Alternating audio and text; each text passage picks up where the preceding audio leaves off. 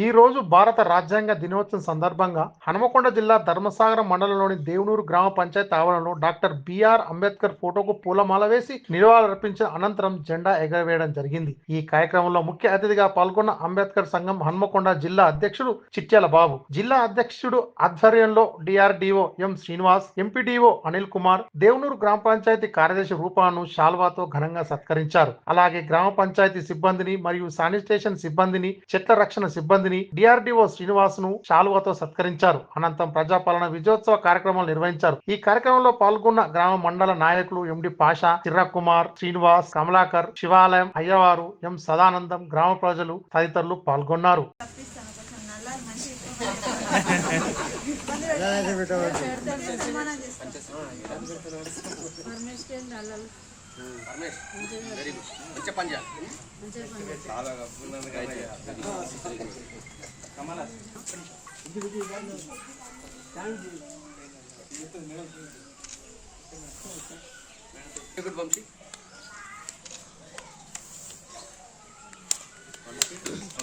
అందరికీ జై భీము.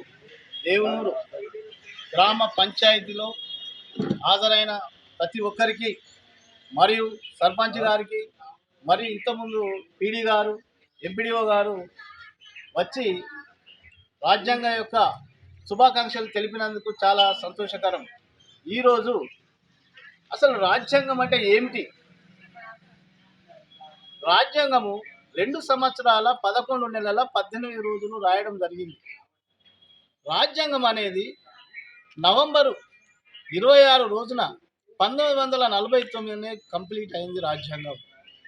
ఇది 1947 నుంచి సిద్ధం చేస్తే 1948-49 వరకు రాజ్యాంగం కంప్లీట్ అయింది.